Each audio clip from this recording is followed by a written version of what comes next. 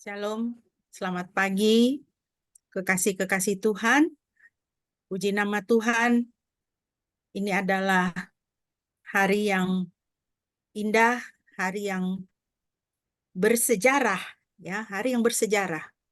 Hari kenaikan Kristus adalah hari yang bersejarah, karena terjadi di dalam sejarah dunia. Tuhan kita sungguh nyata, sungguh real. Dan pada pagi hari ini, kita mau memperingati hari di mana Tuhan Yesus naik ke surga setelah menyelesaikan karya penebusan di atas kayu salib. Mari kekasih-kekasih Tuhan, kita mengawali ibadah kita pada pagi hari ini dengan menaikkan pujian dari Kidung Jemaat 281, segala benua dan langit penuh dengan bunyi nama yang Maha Kudus.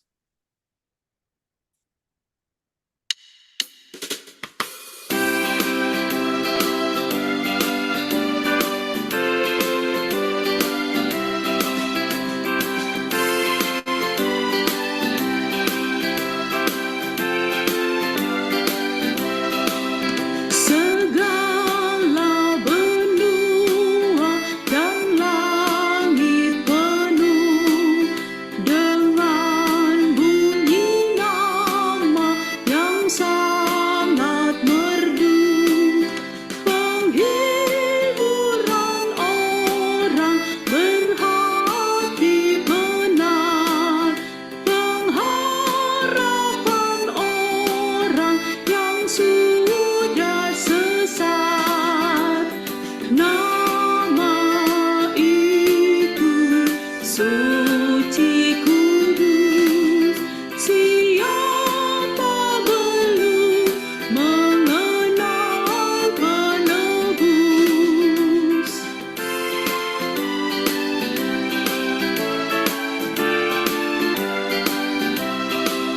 Sesungguhnya Yesus yang layak benar diberi nama itu kudus dan besar, yang oleh sengsara kematiannya memberi keampunan damai baka. Nama itu suci kudus, siapa belum mengenal penebus.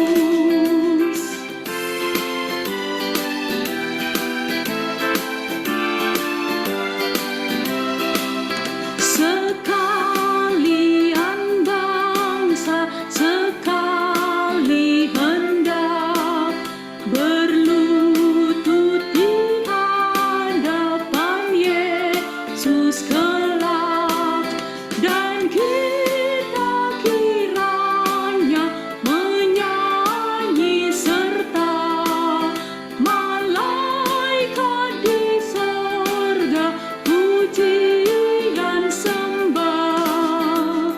Yesus, Yesus, Tuhan kudus, dipuji kekal namamu penebus.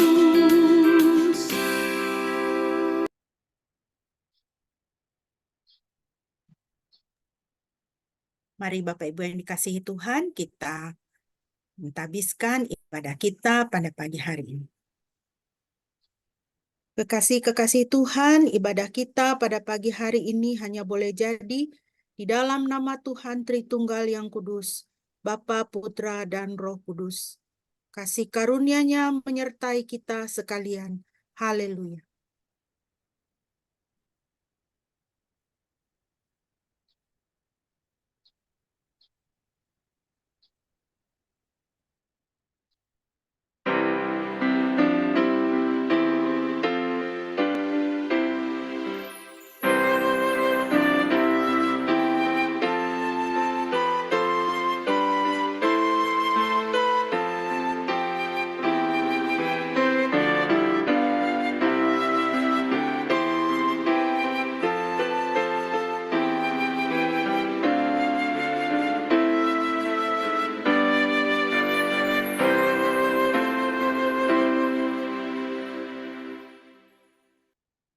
Amin, terpujilah nama Tuhan.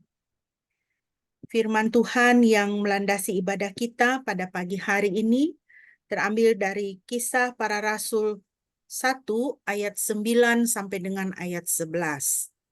Demikian firman Tuhan. Sesudah ia mengatakan demikian, terangkatlah ia disaksikan oleh mereka, dan awan menutupnya dari pandangan mereka. Ketika mereka sedang menatap ke langit waktu ia naik itu, tiba-tiba berdirilah dua orang yang berpakaian putih dekat mereka dan berkata kepada mereka, "Hai orang-orang Galilea, mengapakah kamu berdiri melihat ke langit? Yesus ini yang terangkat ke sorga meninggalkan kamu, akan datang kembali dengan cara yang sama, seperti kamu melihat dia naik ke sorga." Puji nama Tuhan. Bapak Ibu yang dikasihi Tuhan, pada pagi hari ini kita memperingati kenaikan Kristus ke sorga. Dan firman Tuhan, janji Tuhan adalah bahwa ia akan datang kembali dengan cara yang sama. Seperti ketika para muridnya melihat dia naik di awan-awan, maka ia akan datang kembali di dalam awan-awan. Hidup kita sebagai orang Kristen adalah hidup menantikan kedatangan Kristus yang kedua. Kelahirannya, hidupnya, sengsaranya, kematiannya, kebangkitannya telah dinubuatkan di dalam perjanjian lama dan telah digenapi. Maka kedatangannya kembali juga akan tergenapi. Akan terjadi. Dia akan datang kembali. Dan dunia ini akan melihat dia. Mari kita memuji Tuhan kita yang hidup. Tuhan yang janjinya tidak pernah tidak tergenapi. Dia tidak pernah lalai untuk menggenapi janjinya. Kita akan bermazmur dari Mazmur 37 ayat 18 sampai dengan ayat 29. Mazmur 37 ayat 18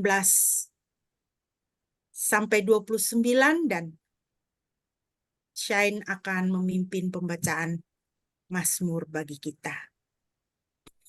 Baik, saya akan membacakan Mazmur 37 ayat 18 sampai 29. Yahweh mengetahui hari-hari orang yang tulus, dan harta warisan mereka tetap untuk selama-lamanya. Mereka tidak akan malu pada masa kemalangan, dan mereka akan dikenyangkan pada masa kelaparan. Namun orang fasik akan binasa, dan musuh-musuh Yahweh akan seperti domba yang tambun. Mereka akan habis seperti asap, mereka lenyap. Orang fasik meminjam dan tidak pernah dikembalikan. Tetapi orang benar menunjukkan kemurahan hati dan memberi. Sebab orang-orang yang diberkatinya akan mewarisi negeri. Tetapi orang-orang yang dikutuknya akan dilenyapkan. Langkah-langkah orang benar ditetapkan oleh Yahweh, dan dia berkenan atas jalannya. Apabila dia jatuh, tidaklah sampai benar-benar tergeletak. Karena Yahweh menopang tangannya. Sejak aku muda hingga sekarang menjadi tua, aku tidak pernah melihat orang benar ditinggalkan, maupun keturunannya meminta-minta roti.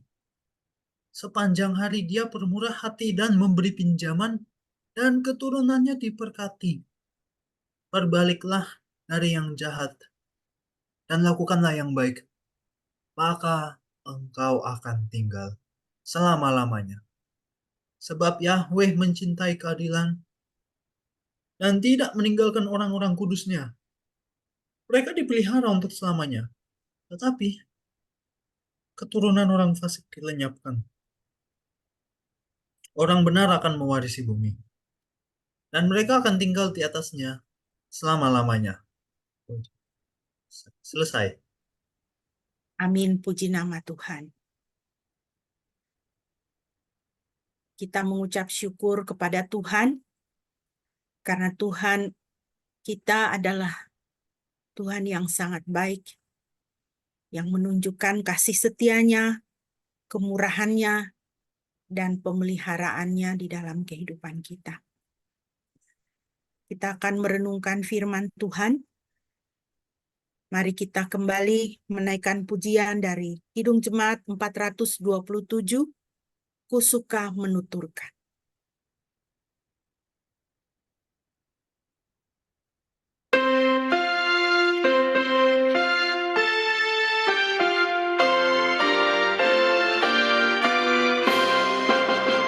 Ku suka menuturkan cerita mulia, cerita Tuhan Yesus dan cinta kasih-Nya. Ku suka menuturkan cerita yang benar, menawar hati rindu, pelipur terbesar. Ku suka menuturkan, ku suka memasyurkan cerita Tuhan Yesus dan cinta kasih-Nya.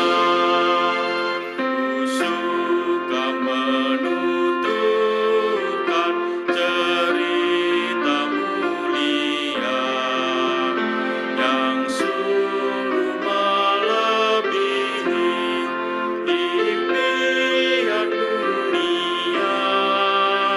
Ku suka menuturkan semua padamu, sebab cerita itu membawa selamatku. Ku suka menuturkan, ku suka memasyurkan cerita Tuhan Yesus dan cinta kasih-Nya.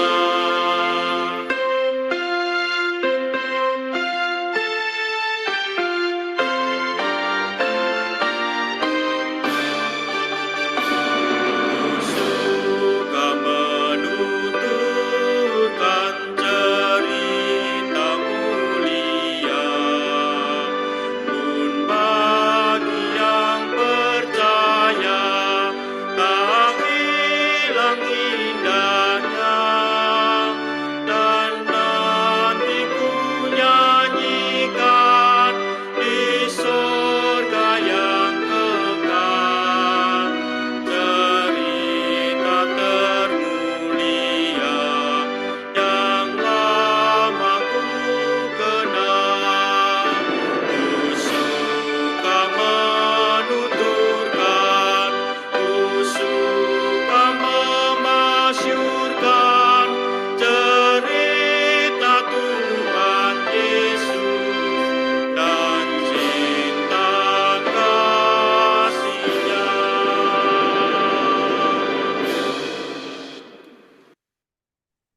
Puji nama Tuhan.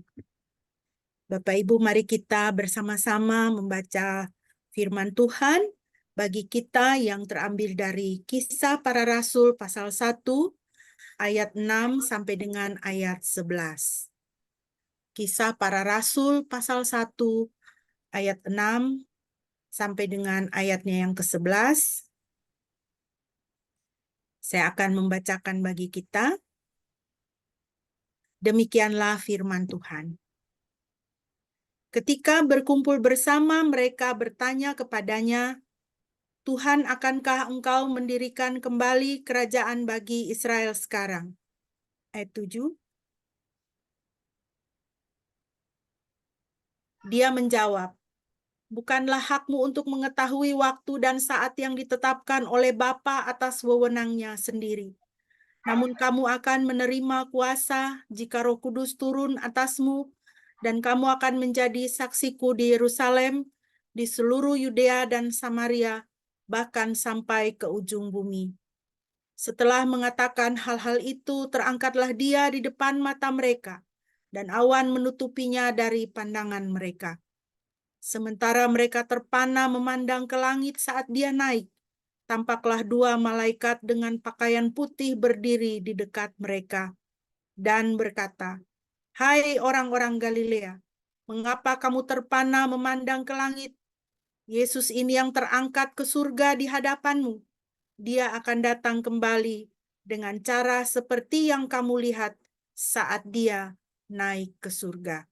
Demikian firman Tuhan. Yang berbahagia adalah setiap kita yang boleh mendengar dan menjadi pelaku firman.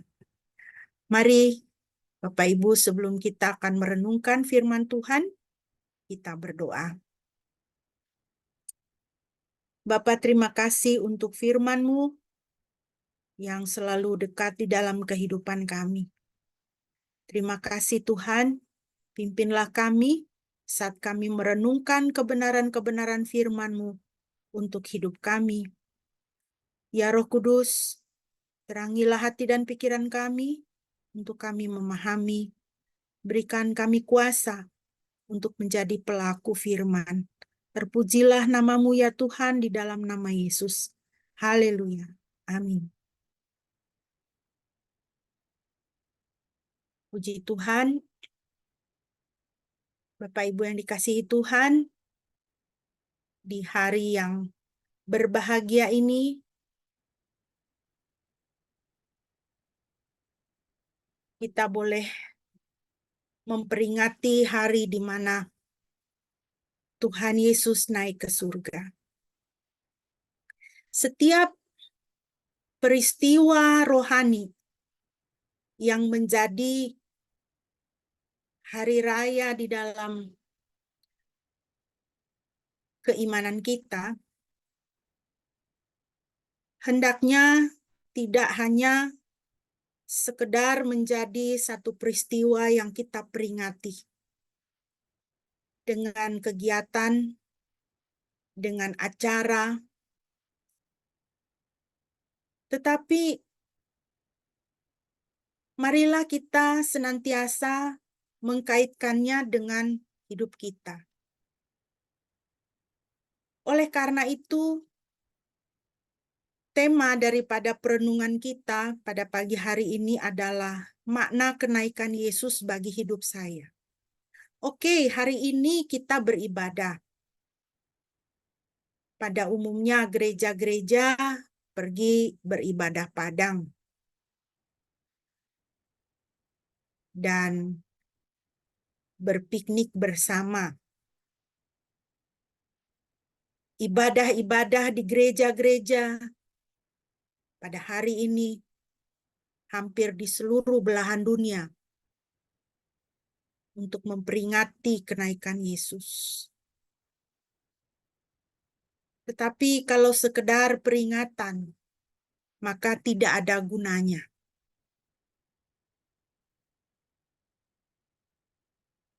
Kenaikan Yesus hubungannya dengan hidup saya apa? Itu yang harus ada di dalam pikiran kita. Ya. Itu. Apa hubungannya? Karena ini bukan hanya sekedar satu peristiwa historis yang ditulis dan disaksikan oleh sejarah dunia, tetapi ini adalah satu peristiwa yang sangat penting untuk kehidupan kita pribadi lepas pribadi.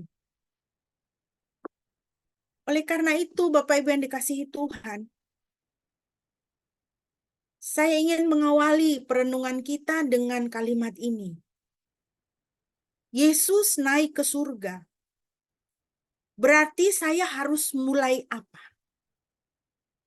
Yesus naik ke surga berarti hidup saya setelah ibadah ini, setelah saya memperingati kenaikannya ke surga ini, hidup saya harus bagaimana? Apa yang harus saya mulai? Yang pertama, Bapak Ibu,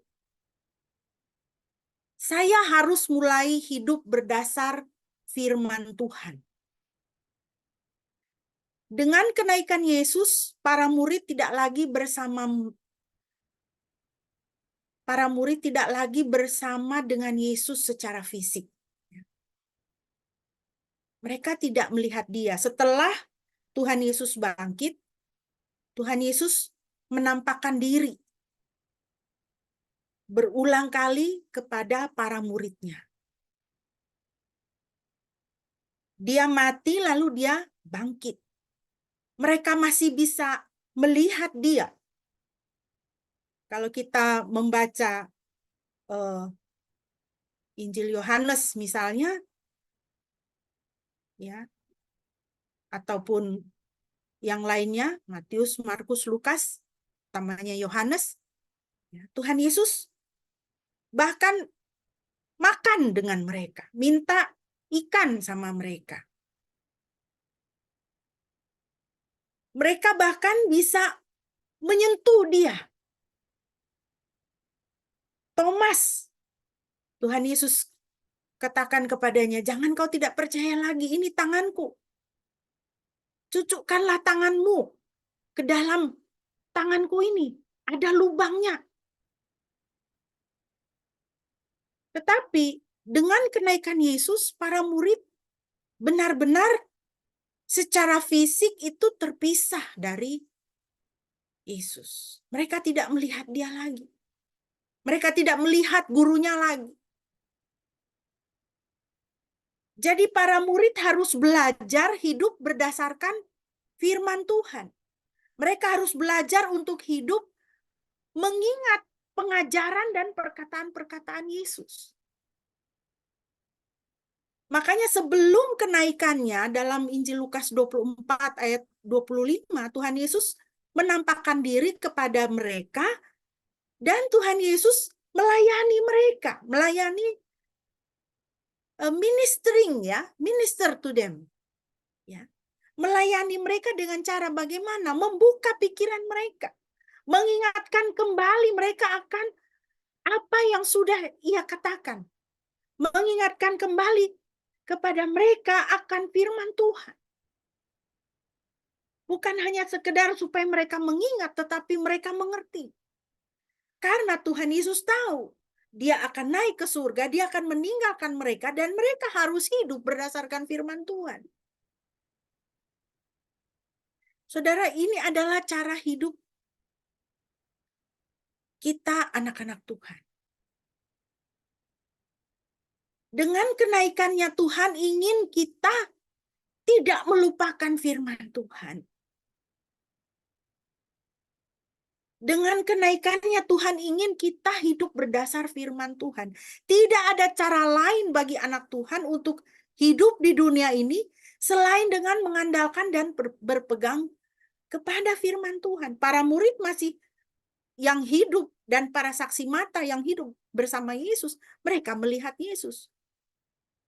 Mereka hidup bersama dia secara fisik selama kurang lebih 3 tahun.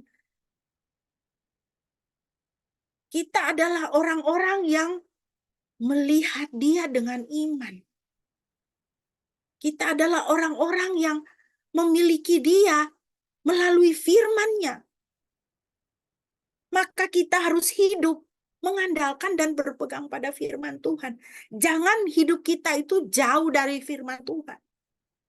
Harus cinta kepada firman Tuhan. Saudara, kalau kita tidak punya keinginan untuk membaca Alkitab, kita tidak punya rasa cinta kepada firman Tuhan, saudara,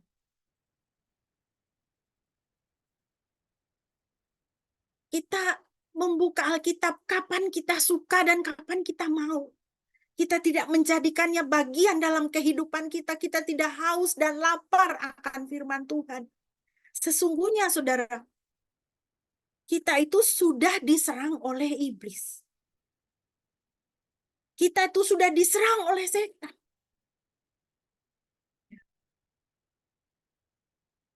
Kenapa?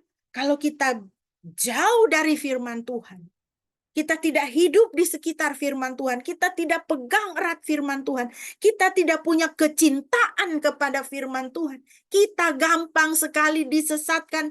Kita akan gampang sekali jatuh ke dalam berbagai-bagai dosa. Dan iblis senang itu terjadi dalam hidup kita. Tahap pertama serangan iblis dalam hidup kita adalah kita jauh dari firman Tuhan. Jadi mari kita menyadari akan hal itu. Mari kita menyadari akan hal itu. Iblis tidak akan mencegah kita pergi ke gereja. Ya, iblis tidak akan mencegah kita pergi ke gereja. Tetapi dia akan berusaha supaya hati kita tidak kepada firman Tuhan. Kita tidak asing kan kalau kita pergi ke gereja, kita beribadah, pendeta khotbah di depan, jemaat ngobrol sendiri, atau buka HP, ya kan? Main HP.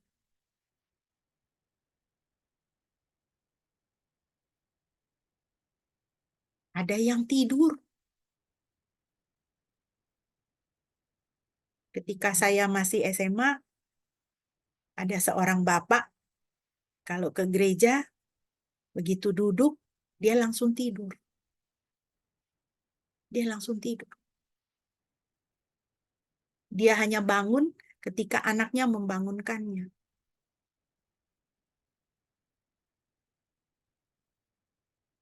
Tidur di gereja, lalu pulang. Hari Minggu ya seperti itu. Maka tidak heran saudara kita lihat banyak orang Kristen ke gereja. Tapi hidup kekristenannya masih kacau. Kacau balau. Seperti orang yang tidak pergi ke gereja. Kenapa? Karena jauh dari firman Tuhan. Iblis tertawa. Ketika kita tidak mengarahkan hati kepada firman Tuhan, ketika kita tidak mencintai firman Tuhan, kita tidak merindukan firman Tuhan, iblis tertawa. Oh, sudah 1-0 dia. Sudah 1-0. Tahap selanjutnya untuk menjatuhkan anak Tuhan ini sudah lebih gampang untuk iblis lakukan. Mazmur 119 ayat 105-106. Firman-Mu itu pelita bagi kakiku dan terang bagi jalanku. Aku telah bersumpah dan aku akan menepatinya untuk berpegang pada hukum-hukum-Mu yang adil. Firman Tuhan itu pelita bagi kaki, terang bagi jalan.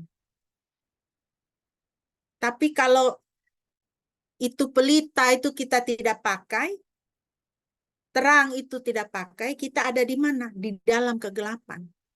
Jalan tersandung dan jatuh. Saudara, ketika saya praktek 1 tahun di Kalimantan Barat, jadi kami ada beberapa mahasiswa praktek waktu itu di Ketapang. Satu malam,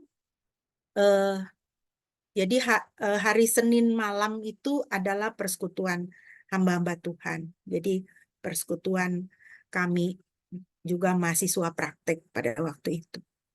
Setelah selesai persekutuan, lalu kami dari gereja itu harus kembali ke rumah Bapak Gembala karena kami menginap di situ. Lalu untuk jalan pintas supaya kami cepat sampai, maka ada seorang teman cowok mahasiswa, dia jalan di depan kami karena gelap. Lalu untuk jalan pintas, kami memintas sebuah lapangan berumput dan rumputnya cukup tinggi, hampir selutut. Jadi dia katakan, saya jalan di depan, kalian jalan di belakang saya. Jadi karena kami ini, yang lain ini kebanyakan perempuan semua, cuma dia laki-laki, ya kami ikut dia. Gitu. Melintaslah kami di lapangan berumput itu. Namanya cewek suka takut gitu ya, takut ada ular atau apa gitu kan di rumput-rumput itu kita kan nggak tahu. Jadi kami sangat mengandalkan dia. Ketika sampai di tengah lapangan, tiba-tiba dia melompat. Otomatis kami melompat semua. Lalu kami tanya, kenapa kau melompat? Ada apa? Ada apa? Gitu. Lalu dia tertawa, dia bilang, enggak, saya cuma pengen melompat aja, katanya gitu. Aduh, kesal banget kalau nginget itu.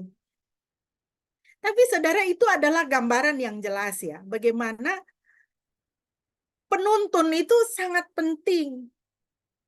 Dan kalau penuntunnya sesat, salah, ini kita salah semua, ya kan? Dan di dalam gelap kita tidak bisa lihat jalan, gampang sekali kita dibodohi, gampang sekali kita ditipu.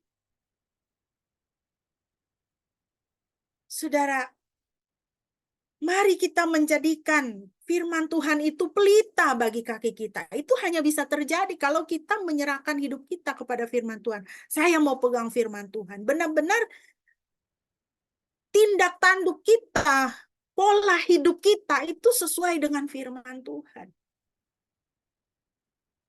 Maka jalan kita bisa terang, hidup kita itu bisa terang.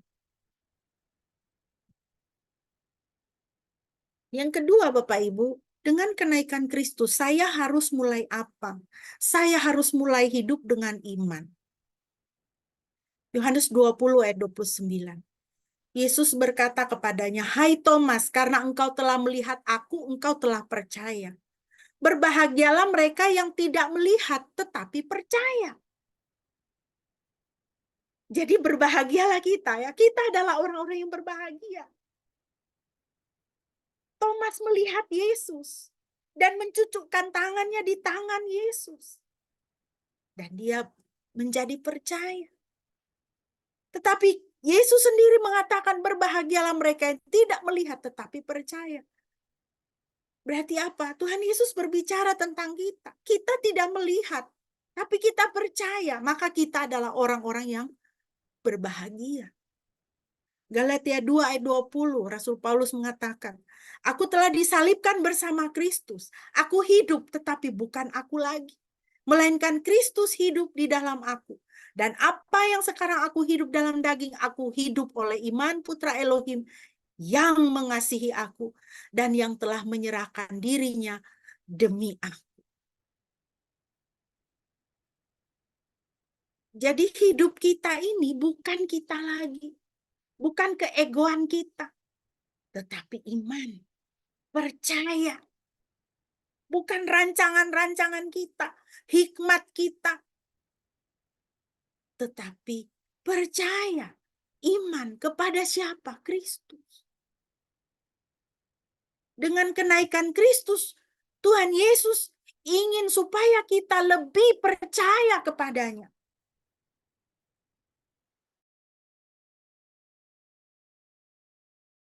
Percaya kepada Tuhan. Kita harus mulai hidup dengan iman. Hidup dengan iman artinya apa?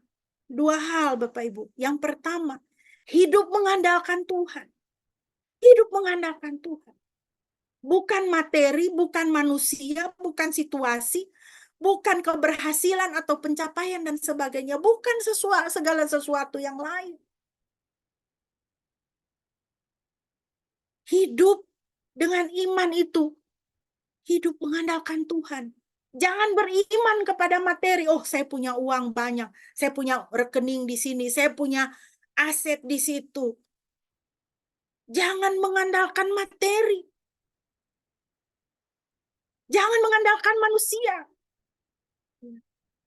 Anak-anak, orang-orang muda,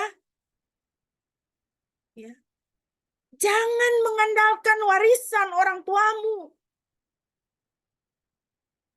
Jangan mengharapkan warisan orang tuamu untuk hidupmu.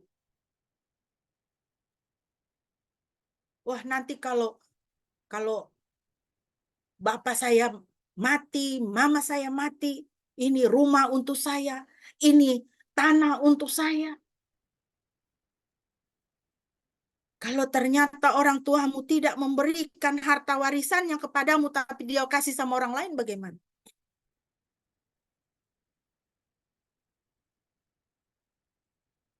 Banyak permasalahan keluarga. Itu karena apa? Karena kita mengharapkan, kita mengandalkan materi. Kita mengandalkan manusia.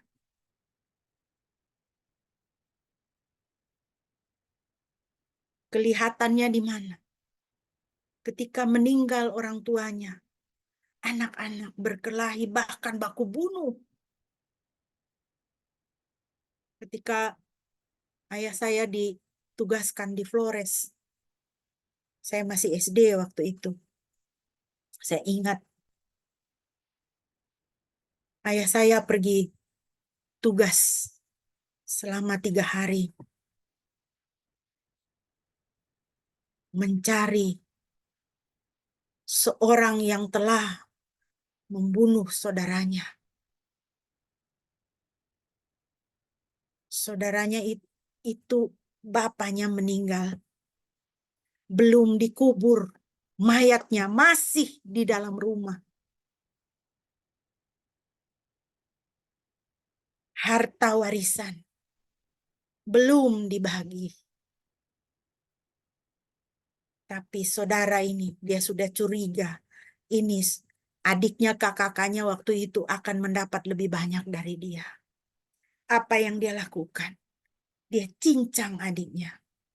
Dia cincang saudaranya. Lalu dia sebar itu ke 4 penjuru mata angin itu. Jasad adiknya itu. Saudara. Ketika orang tidak mengandalkan Tuhan, dia melihat kepada materi. Dia melihat kepada manusia. Dia berharap kepada manusia. Lihat apa yang terjadi. Dipegang oleh iblis. Ya. Belakangan ini kita heboh dengan bea cukai yang mendenda orang-orang yang belanja dari luar negeri. Tas harga berapa ratus juta, berapa puluh juta, dendanya lebih besar daripada tas itu. Sepatu dan sebagainya. Buat apa kita membeli tas harga ratusan juta? Buat apa kita memiliki sepatu harga puluhan juta?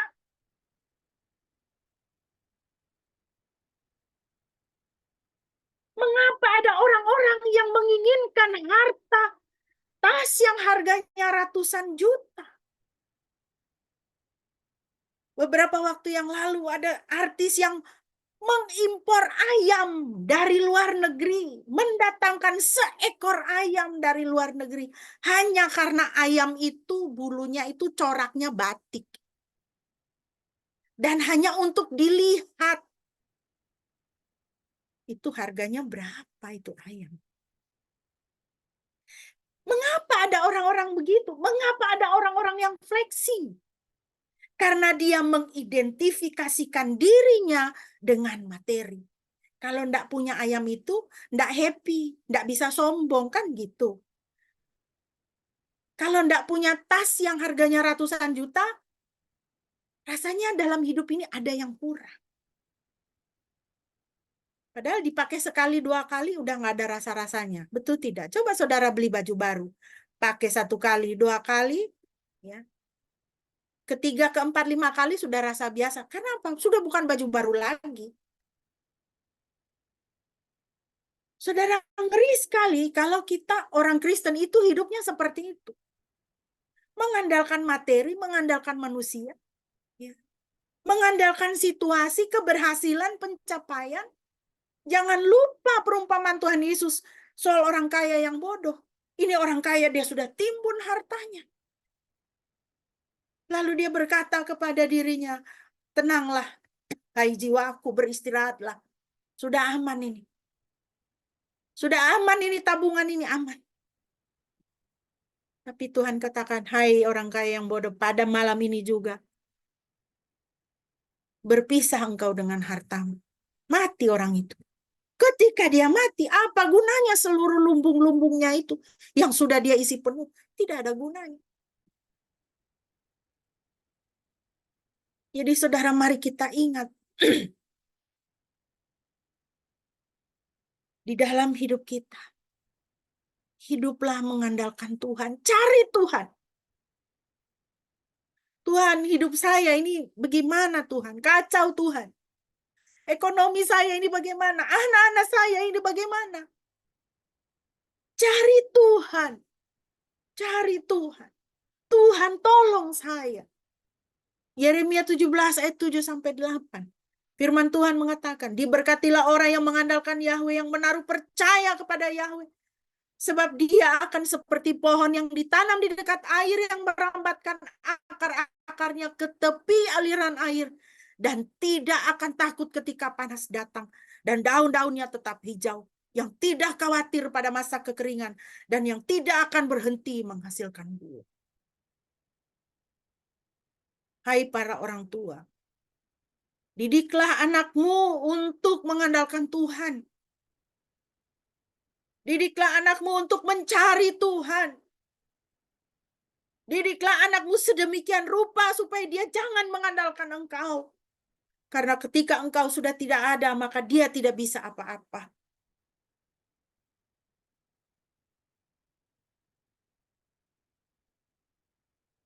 Kita orang tua ini bukan makin muda, makin tua.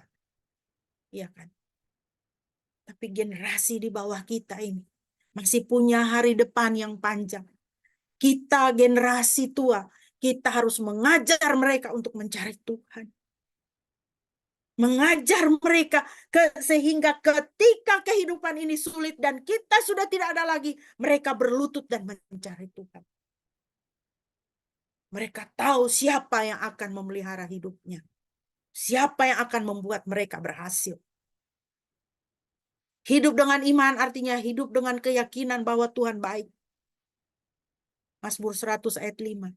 Sebab Yahweh itu baik, kasih setianya untuk selamanya, dan kesetiaannya turun-temurun.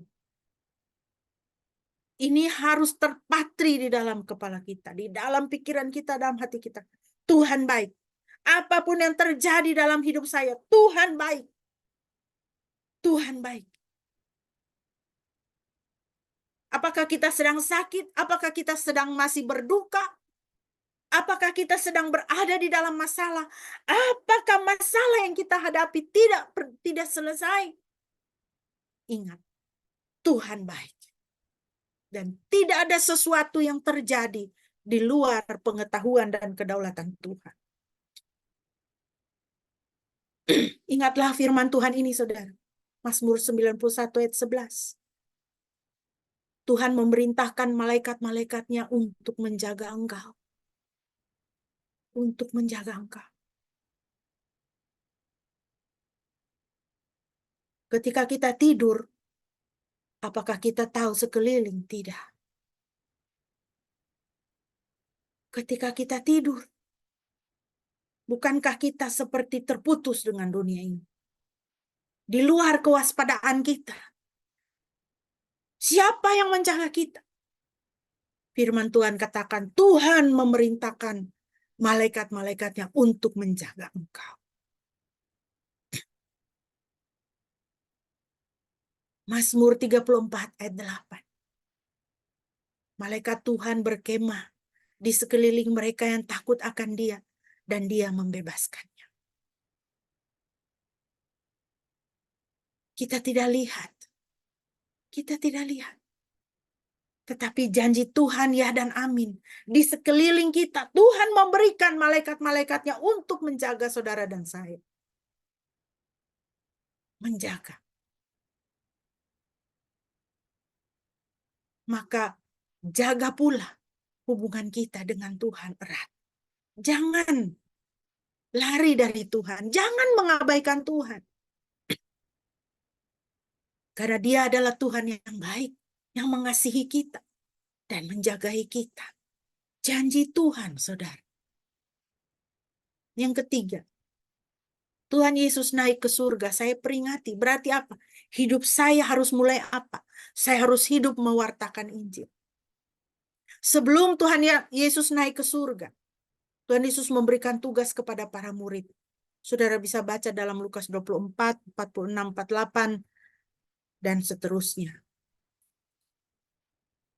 Firman Tuhan berkata, dan dia berkata kepada mereka, demikianlah telah tertulis, dan demikianlah seharusnya Mesias juga menderita dan bangkit pada hari ketiga dari antara orang mati. Dan dalam namanya diberitakan pertobatan dan penghapusan dosa kepada segala bangsa, dengan mulai dari Yerusalem, dan kamu adalah saksi-saksi semuanya ini. Ini yang harus menjadi pemberitaan kita, saudara. Pemberitaan orang Kristen adalah Injil. Bukan kita memberitakan diri kita sendiri. Bukan kita memberitakan keberhasilan kita. Bukan kita memberitakan pencapaian kita. Bukan kita memberitakan kebaikan kita. Oh, kalau bukan saya yang buat itu tidak jadi. Saudara, kalau orang Kristen masih memberitakan diri sendiri, saudara, dia membuang Tuhan. Dia membuang Kristus. Kalau orang Kristen masih memberitakan, menyombongkan ya, pencapaiannya, merasa bangga dengan keberhasilan-keberhasilan dia, dia membuang Tuhan. Dia membuang Tuhan. Kristus tidak lagi menjadi pemberitaan hidup kita, kita buang Tuhan. Ngeri, saudara.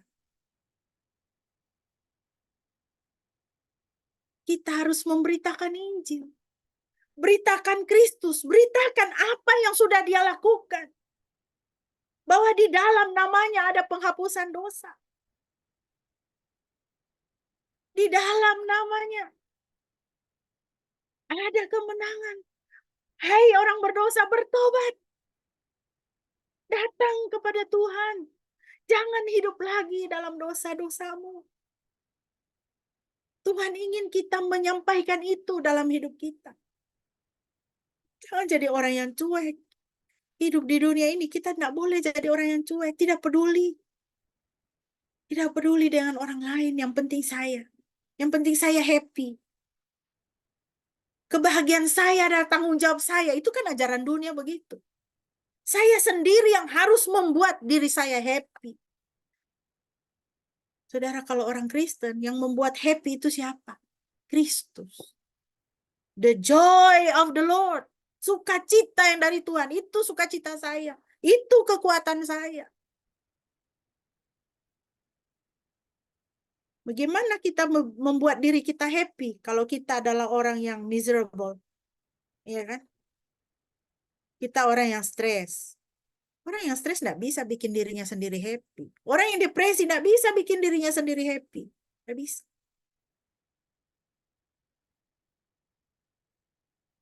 Orang Kristen itu happy-nya, sukacitanya, joy-nya itu adalah Kristus. Kita harus hidup mewartakan Kristus. Menjadi pemberita-pemberita apa yang dilakukan oleh Kristus. Bukan yang lain. Bapak Ibu yang dikasihi Tuhan, mengapa kita harus memberitakan Injil? Karena keadaan bumi ini genting sekarang, saudara. Keadaan bumi ini genting. Firman Tuhan berkata, peperangan kita bukanlah melawan darah dan daging, tetapi melawan penguasa-penguasa angkasa. Penghulu-penghulu di udara. Siapa penguasa angkasa? Itulah Satan. Di mana dia? Berarti di bumi. Yesaya 14, 12, 15. Satan menginginkan tahta Elohim, maka dia dibuang kemana? Ke bumi. Wahyu 12, 3, 4. Satan menyeret sepertiga malaikat memberontak bersamanya, lalu dibuang kemana? Ke bumi. Wahyu 12, 7, 9. Ada perang di surga, Satan kalah. Lalu dia dilemparkan kemana? Ke bumi. Lukas 10:18, Satan jatuh dari langit, jatuh kemana? Ke bumi. Yesaya 14, 16, 17, Satan membuat bumi gemetar, membuat bumi seperti padang gurun, menghancurkan kota-kota dan tidak melepaskan tawanan. Saudara, jadi kalau kita lihat segala macam kekacauan yang ada di dalam dunia ini, lihat dengan mata rohani, saudara. Ada kuasa kegelapan yang sedang bekerja di dalamnya, saudara.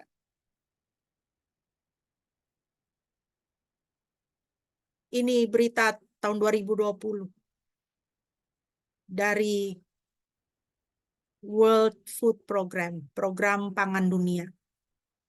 Mengatakan apa? Tingkat kelaparan tinggi akibat perang, perubahan iklim, dan pandemi. Sampai sekarang masih ada perang? Ada.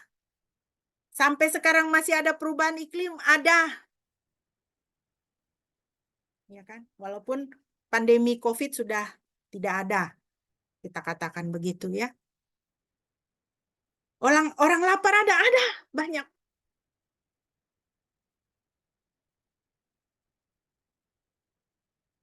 Orang susah makin banyak.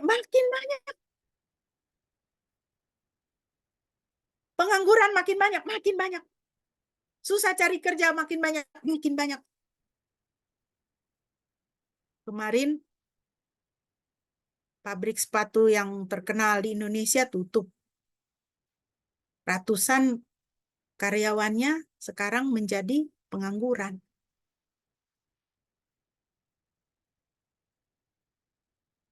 Jangan kita lihat hanya ini hanyalah fenomena fisik, saudara. Kalau Satan adalah penguasa angkasa, Satan dibuang ke bumi, dan dia melakukan kerusakan, penghancuran, bahkan menghancurkan kota-kota, bumi menjadi padang gurun. Lihat dengan mata iman, saudara, bahwa di balik semua kekacauan ini ada kuasa kegelapan yang mengacaukan bumi dan dunia kita saat ini. Kalau di dalam rumah, di dalam keluarga, selalu ribut, selalu bertengkar, tidak ada damai sejahtera. Bapak dengan mama berkelahi, bapak mama dengan anak berkelahi, kakak adik berkelahi. Tidak ada bahasa kasih.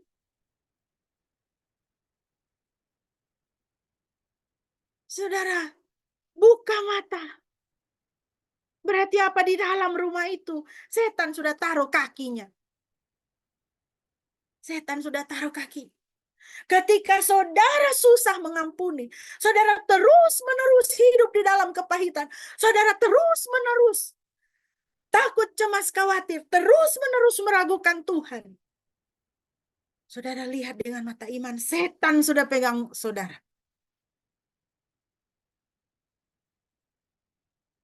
Saudara mau berubah, itu berubah, usir dia. Usir dia. Jangan biarkan dia mengacaukan keluargamu. Jangan biarkan dia mengacaukan hidupmu. Jangan biarkan. Cari pintu-pintu masuknya. Kalau saudara terus-menerus punya pikiran buruk, saudara terus-menerus punya pikiran jahat, takut setan. Cari pintu masuknya di mana? Jangan-jangan saudara suka nonton film horor. Ya, itu pintu masuk setan, saudara. Kalau banyak kekacauan, cari pintu masuk setan di mana? Karena setan ada di situ. Tutup dan buang. Tutup dan. Jadi pemberitaan Injil itu apa, saudara? Pemberitaan Injil itu memproklamirkan kemenangan Kristus. Proklamirkan di dalam hidupmu. Yesus sudah menang. Setan tidak boleh lagi pegang pikiran saya. Tidak boleh membisiki saya dengan pikiran-pikiran negatif. Tidak boleh lagi ada kekacauan di dalam keluarga saya. Ada kemarahan, ada pertikaian. Tidak boleh lagi di dalam nama Yesus. Proklamirkan kemenangan Yesus. Itu pemberitaan Injil.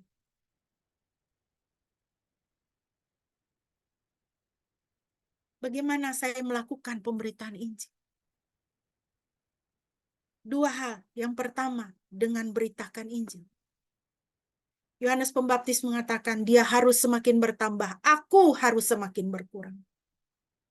Tambah-tambahkan Yesus dalam hidupmu. Tambah-tambahkan Yesus dalam rumahmu. Tambah-tambahkan Yesus dalam pekerjaanmu. Aku semakin berkurang. Lebih dengar-dengaran kepada Kristus. Lebih dengar-dengaran kepada firman Tuhan. Aku semakin berkurang. Aku tidak mengizinkan segala sesuatu yang negatif, segala sesuatu yang tidak kudus, segala sesuatu yang tidak cemar, segala sesuatu yang cemar. Aku tidak mengizinkan untuk ada dalam hidupku, untuk ada dalam keluargaku, dalam rumahku, dalam pekerjaanku. Yesus harus semakin bertambah. Segala sesuatu yang lain harus pergi. Beritakan Injil. Beritakan Kristus, bukan beritakan diri. Yang kedua, bagaimana saya memberitakan Injil? Dengan menghidupi Injil. Jadilah pelaku firman. Jadi pelaku firman. Tunjukkan kepada dunia bahwa nilai-nilai kerajaan Elohim itu lebih tinggi dan lebih mulia daripada nilai-nilai dunia ini. Itu pelaku firman, saudara. Jadi orang lihat bahwa Injil itu hidup di dalam kehidupan kita. Lakukanlah sesuai dengan kapasitas Anda.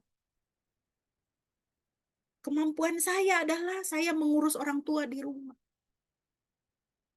Uruslah dengan kasih. Dengan kasih. Dengan menunjukkan Kristus. Bagaimana cara mengasihi? Seperti Kristus mengasihi. Tuhan Yesus saja mencuci kaki para murid.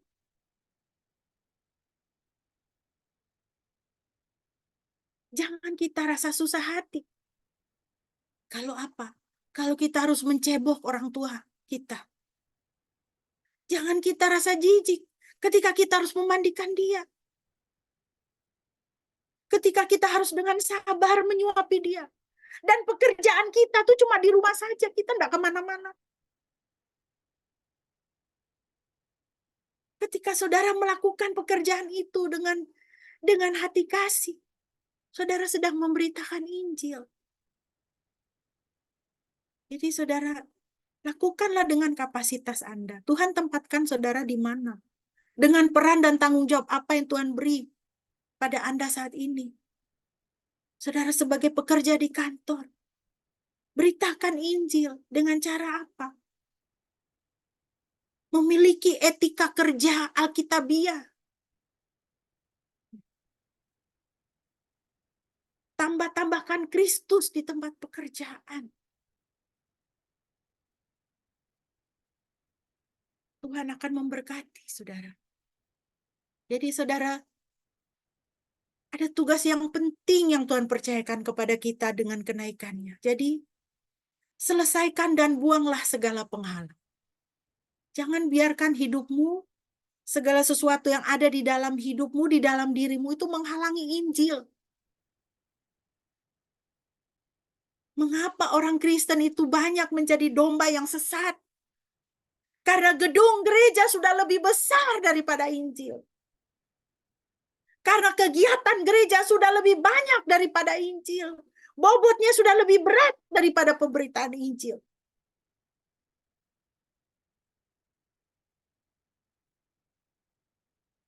Kenapa kita banyak yang susah? Karena kita lebih besar daripada Kristus. Kita fokus kepada diri kita, bukan kepada Kristus. Bukan kepada Injil. Saudara, ini adalah waktunya untuk selesaikan dan buang semua penghalang. Majukanlah Kristus. Tambahkanlah Kristus dalam hidup kita. Buang segala penghalang. Yang terakhir, Bapak Ibu. Tuhan Yesus naik ke surga. Saya harus mulai apa? Saya harus mulai hidup menantikan Kristus. Kisah Rasul 1, 10, 11. Ketika mereka sedang menatap ke langit waktu ia naik itu, tiba-tiba berdirilah dua orang yang berpakaian putih dekat mereka dan berkata kepada mereka, "Hai orang-orang Galilea, mengapakah kamu berdiri melihat ke langit? Yesus ini yang terangkat ke sorga meninggalkan kamu akan datang kembali dengan cara yang sama seperti kamu melihat dia naik ke sorga." Kita memperingati kenaikan Kristus. Artinya apa? Kita sekarang ini hidup menantikan dia datang lagi. Dan dia akan datang kembali. Janji firman Tuhan, ya dan amin. Saudara, kedatangan Kristus sudah dekat. Jangan sampai Tuhan Yesus sebenarnya sudah berdiri di depan pintu kita. Matius 24 ayat 3 sampai ayat 51, saudara boleh baca di sini, hanya beberapa ayat saya cantumkan. Dan sementara dia duduk di atas bukit Zaitun, datanglah murid kepadanya secara tersendiri sambil berkata, "Katakanlah kepada kami, bila manakah hal-hal ini akan terjadi dan apa tanda kedatanganmu dan akhir zaman itu?" Lalu Yesus berkata, "Dan kamu akan segera mendengar peperangan dan berita-berita perang. Perhatikanlah itu, janganlah ketakutan, karena seharusnya lah semuanya itu terjadi, tetapi hal itu belumlah kesudahannya. Karena bangsa akan dibangkitkan melawan bangsa, dan kerajaan melawan kerajaan. Dan akan terjadi kelaparan dan wabah penyakit dan gempa bumi di berbagai tempat. Kemudian mereka akan menyerahkan kamu ke dalam kesukaran. Dan mereka akan membunuh kamu dan kamu akan dibenci oleh semua bangsa karena namaku. Banyak nabi palsu akan muncul dan menyesatkan banyak orang. Dan karena makin bertambahnya kedurhakaan, maka kasih kebanyakan orang akan menjadi dingin. Apa tanda kedatanganmu dan akhir zaman? Tuhan Yesus katakan apa? Ayat 6, perang. Ada perang sekarang? Ada. Kelaparan, wabah, penyakit, gempa bumi di berbagai tempat ada sekarang. Terjadi sekarang. Kamu akan dibenci oleh semua bangsa oleh karena namaku. Terjadi sekarang, ada sekarang. Beberapa hari yang lalu kita dihebohkan dengan sekelompok anak mahasiswa yang sedang berdoa, lalu dibubarkan oleh massa, bahkan mereka dibacok. Kamu akan dibenci oleh semua bangsa karena namaku. Terjadi sekarang.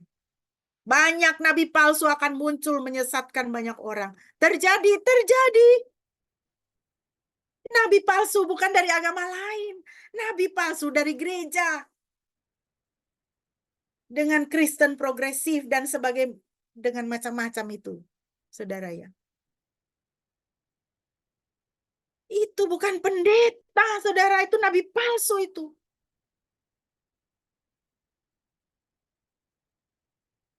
Dan makin bertambahnya kedurhakaan, kasih kebanyakan orang menjadi dingin. Terjadi sekarang, terjadi.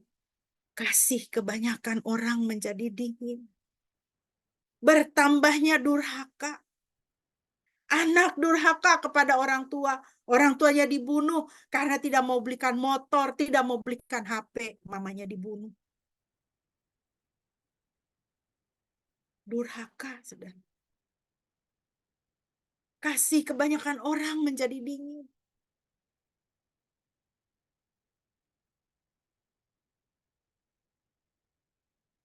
Itu orang yang membunuh perempuan umur 50 tahun yang ditaruh di koper itu. Dia sudah menikah, dia baru menikah sama orang lain. Tapi laki-laki ini pacaran dengan ibu ini. Ibu ini punya 43 juta uang perusahaan. Lalu dia mengincar uang itu untuk apa? Supaya dia mau bikin resepsi nikahannya dia itu sama perempuan lain. Tapi karena ibu ini tidak mau kasih itu yang 43 juta uang perusahaan, ibu ini dibunuh. Lalu dimasukkan ke dalam koper. kasih kebanyakan orang menjadi dingin.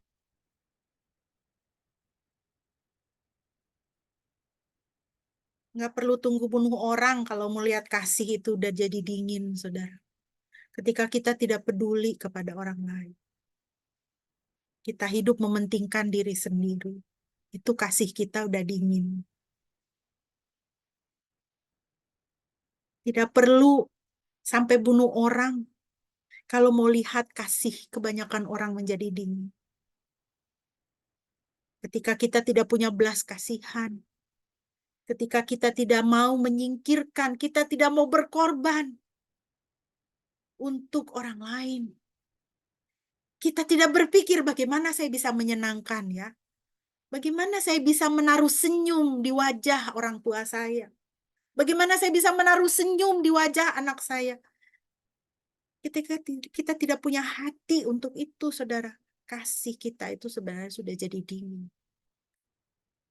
Semua ini hanyalah beberapa tanda kedatangan Kristus sudah dekat. Dan ini sudah terjadi. Sekali lagi, jangan sampai Tuhan Yesus itu sebenarnya sudah dekat, sudah di depan pintu kita, saudara. Inilah yang terjadi di dunia kita sekarang. Inilah yang terjadi di dunia kita. Tuhan Yesus sudah dekat sekali. Tuhan Yesus sendiri berkata bahwa dia segera datang. Wahyu 22, 12, 16. Sesungguhnya aku datang segera dan aku membawa upahku. Untuk membalaskan kepada setiap orang menurut perbuatannya. Aku adalah Alfa dan Omega, yang pertama dan yang terkemudian, yang awal dan yang akhir. Berbahagialah mereka yang membasuh jubahnya. Mereka akan memperoleh hak atas pohon-pohon kehidupan dan masuk melalui pintu-pintu gerbang ke dalam kota itu.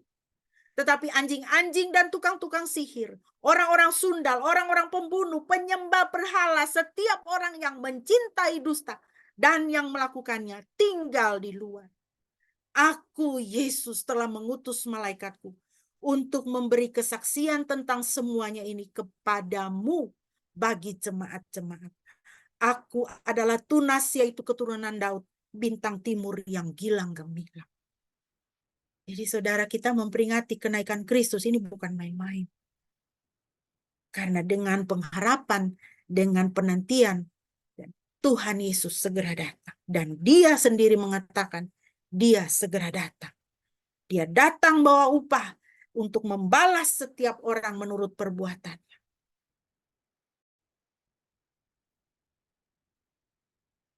Masa depan kita adalah bersama dengan Kristus. Masa depan kita. 1 Tesalonika 4, 16, 17. Sebab dengan suatu seruan, dengan suara penghulu malaikat, dan dengan bunyi sangkakala Elohim, dia akan turun dari surga. Dan orang-orang yang mati di dalam Kristus akan pertama-tama bangkit. Kemudian kita yang masih hidup, yang sedang ditinggalkan, akan diangkat bersama-sama dengan mereka dalam awan-awan ke dalam pertemuan Tuhan di angkasa. Dan demikianlah kita akan senantiasa berada bersama Tuhan. Masa depan kita adalah, saudara, apa? Saudara, kita diangkat di dalam awan-awan, bertemu Tuhan di udara. Dan kita senantiasa bersama dengan Tuhan. Ini masa depan kita. Jadi kubur itu bukan tempat peristirahatan terakhir. Tidak. Kubur itu bukan rumah masa depan kita, saudara. Jangan sebut lagi itu. Kubur itu rumah masa depan. Itu tempat istirahat jasad tubuh fisik kita ini saja. Dalam beberapa waktu, badan fisik kita pun sudah tidak ada lagi di situ. Jadi itu bukan rumah masa depan, saudara. Tapi masa depan kita adalah kita bertemu dengan Kristus di udara. Dan kita bersama-sama dengan Tuhan. Rasul Paulus mengatakan, meninggalkan dunia ini berarti untuk bersama dengan Kristus.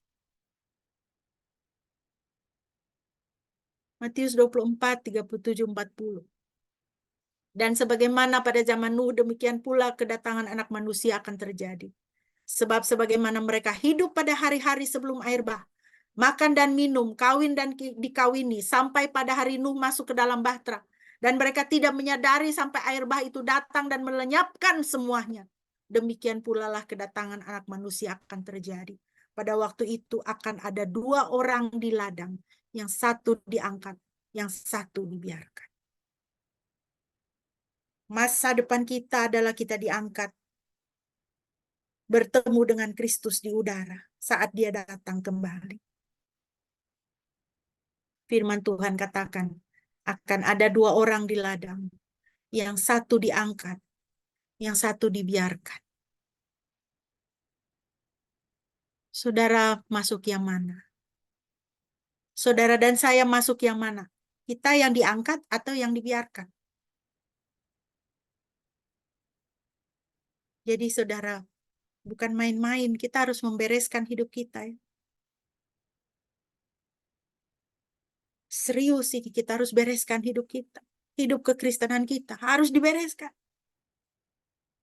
Waktu yang masih ada sama kita saat ini adalah waktu anugerah Tuhan. Bereskan hidup kita, supaya kita menjadi yang diangkat, dan bukan yang dibiarkan. Sebagai penutup, saudara, kenaikan Kristus berarti saya harus mulai apa? Mari kita ingat poin-poin ini. Mulailah hidup berdasar firman. Cintailah Alkitabmu. Jadikan firman Tuhan tolok ukur dalam hidup kita. Nilai-nilai kehidupan kita, firman Tuhan. Hiduplah dengan iman. Andalkan Tuhan. Jangan andalkan manusia. Jangan andalkan materi, pencapaian, kesuksesan, keberhasilan, keningratan. Ya. Dan hiduplah mewartakan Injil, wartakan Kristus. Pemberitaan Kristen adalah pemberitaan Kristus, bukan diri kita. Dan hiduplah menantikan Kristus. Kiranya saudara diberkati. Amin.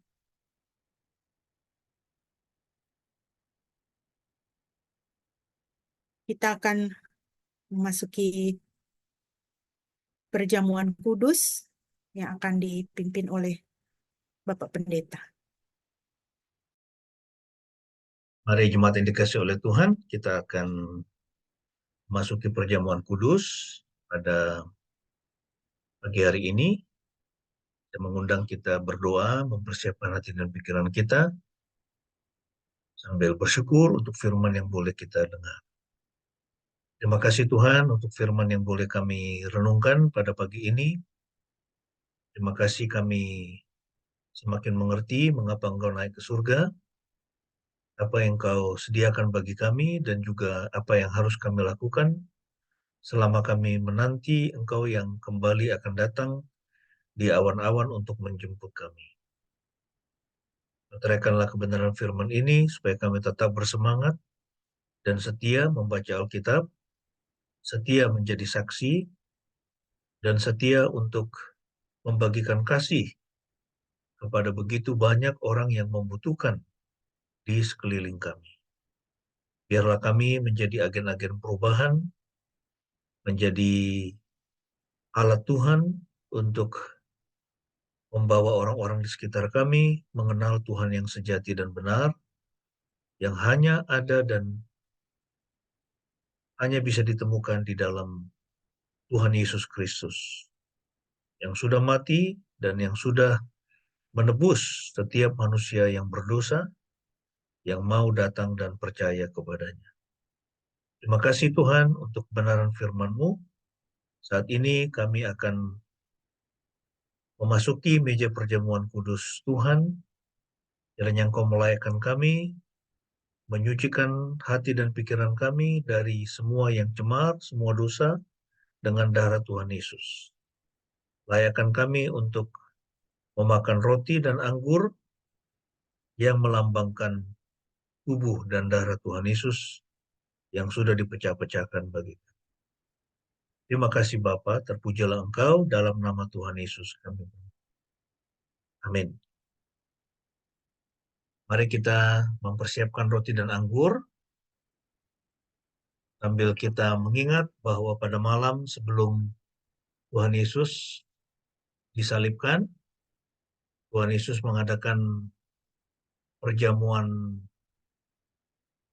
Paskah yang terakhir dengan murid-muridnya, dan Yesus mengambil anggur, Tuhan Yesus mengambil roti, kemudian dia memecah-mecahkannya, dan dia berkata, inilah tubuhku yang diserahkan bagi kamu. Perbuatlah ini setiap kali kamu memakannya, menjadi peringatan akan aku. Mari kita mengangkat roti di tangan kanan kita, sambil kita mengingat tubuh Tuhan Yesus yang sudah diremukkan, dan sudah dihancurkan bagi kita. Oleh bilur-bilurnya kita semua telah menjadi sembuh. Inilah roti yang turun dari surga, yang memberikan hidup yang kekal kepada kita. Mari kita makan dengan penuh pengucapan syukur.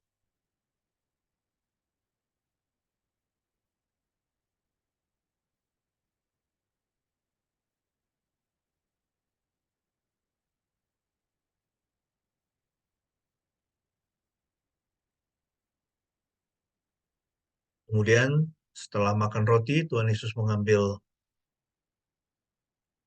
cawan yang berisi anggur, dan ia berkata bahwa inilah darahku, darah perjanjian, darah anak domba yang diserahkan untuk pengampunan dosa.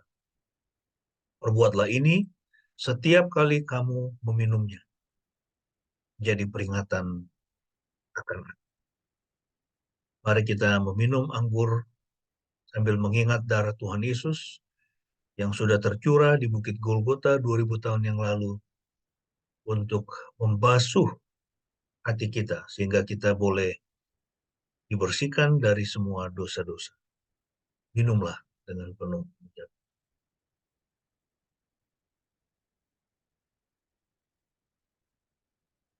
Mari kita berdoa sekali lagi sambil kita menaikkan doa syafaat.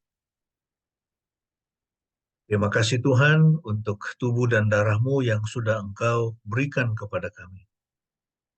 Kami bersyukur karena Engkau begitu mengasihi kami dan memberikan kami jalan.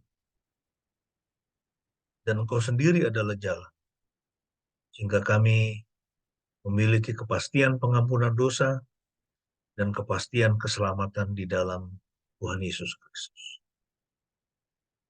Dan inilah hidup kami, kiranya Engkau berkenan memakainya dengan cara-cara Tuhan yang ajaib, supaya dimanapun kami berada, hidup kami menjadi berkat bagi orang lain. Biarlah kami mulai memikirkan, tidak hanya memikirkan diri kami, tapi memikirkan bagaimana kami bisa memberdayakan hidup orang lain, memberkati hidup orang. Kami berdoa, dimanapun hari ini gereja Tuhan memperingati kenaikan Tuhan Yesus ke surga, biarlah pesan-pesan yang disampaikan boleh memberkati jemaat Tuhan yang mendengar, dan membuat jemaat Tuhan, gereja Tuhan di seluruh dunia terus memandang kepada Yesus dan menantikan Dia untuk datang kembali, sambil giat bekerja menjadi berkat dan mewartakan Injil Tuhan ke seluruh dunia. Terima kasih Tuhan. Biarlah gereja Tuhan tetap bersemangat, tidak tertidur.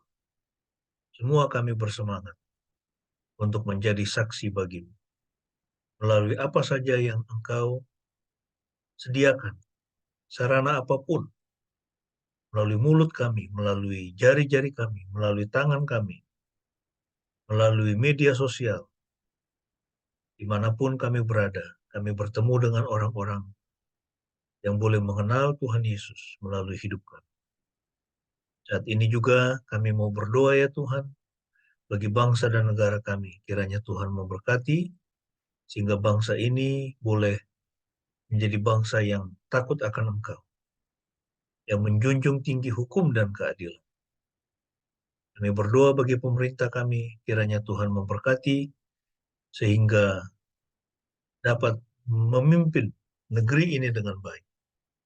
Dan khususnya Saat ini Tuhan, kami membaca ada begitu banyak orang yang menganggur, sulit mendapatkan pekerjaan. Kami berdoa Tuhan supaya pemerintah kami diberi hikmat, sehingga dapat menciptakan pekerjaan-pekerjaan yang membuat rakyat kami, khususnya yang tidak mendapatkan pekerjaan, mereka bisa mendapatkan. Kami berdoa Tuhan bagi dunia ini, bagi perdamaian dunia, perdamaian antara Rusia dengan Ukraina, perdamaian antara bangsa Israel dengan bangsa Arab Palestina.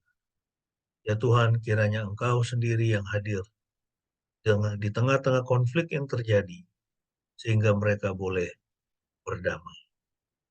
Kami berdoa untuk keluarga kami masing-masing, kiranya Tuhan memberkati orang tua kami, dimanapun mereka berada dalam masa tua, dalam kondisi kesehatan mereka, Tuhan kiranya melawat, Tuhan memberikan kesehatan dan kekuatan senantiasa dan semangat untuk melayani Engkau.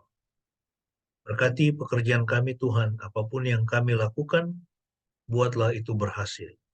Semua anak-anak kami serahkan ke dalam tangan-Mu.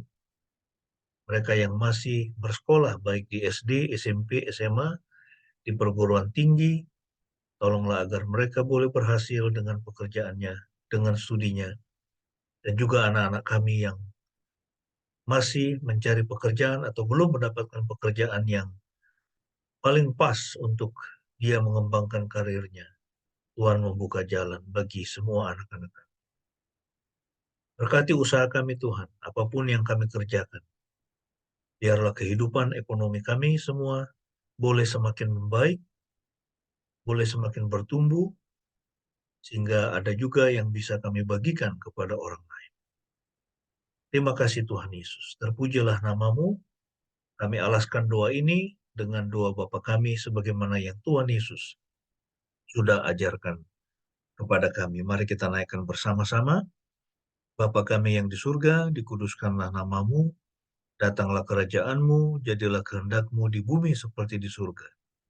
Berikanlah kami pada hari ini makanan kami yang secukupnya, dan ampunilah kami akan kesalahan kami, seperti kami juga mengampuni orang yang bersalah kepada kami. Dan janganlah membawa kami ke dalam pencobaan, tetapi lepaskanlah kami daripada yang jahat. Karena Engkau-lah yang punya kerajaan dan kuasa dan kemuliaan sampai selama-lamanya. Amin. Amin. Puji nama Tuhan.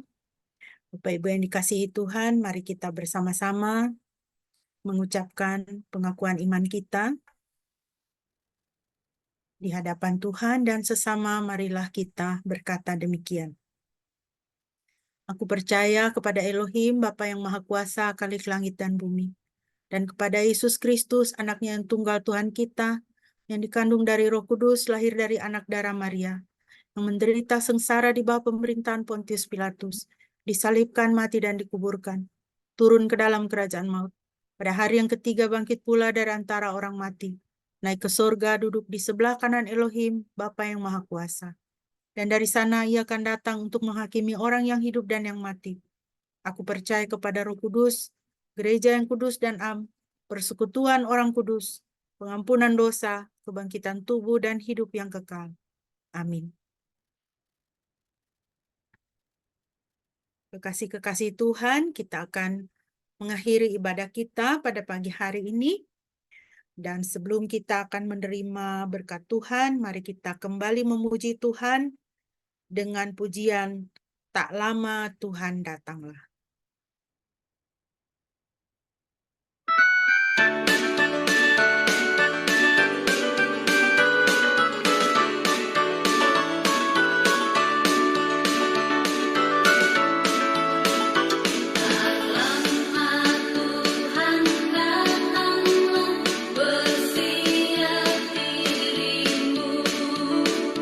Sedia nanti datangnya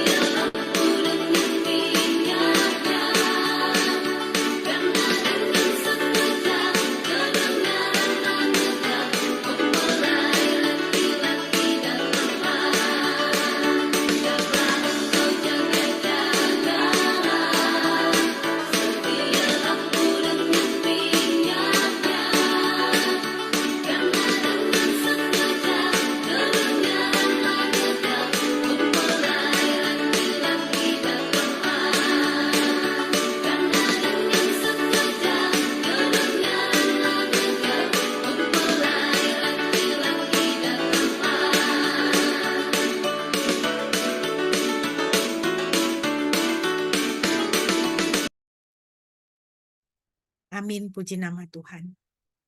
Jemaat yang dikasihi Tuhan, sekarang arahkanlah hatimu kepada Tuhan dan terimalah berkat-Nya. Tuhan memberkati engkau dan melindungi engkau.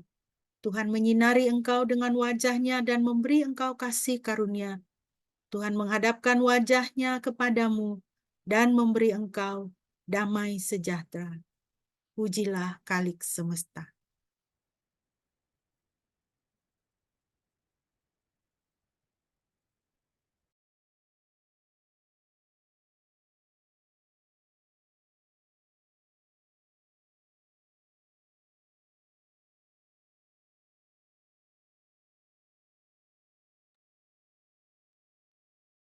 Pujilah Khalik semesta.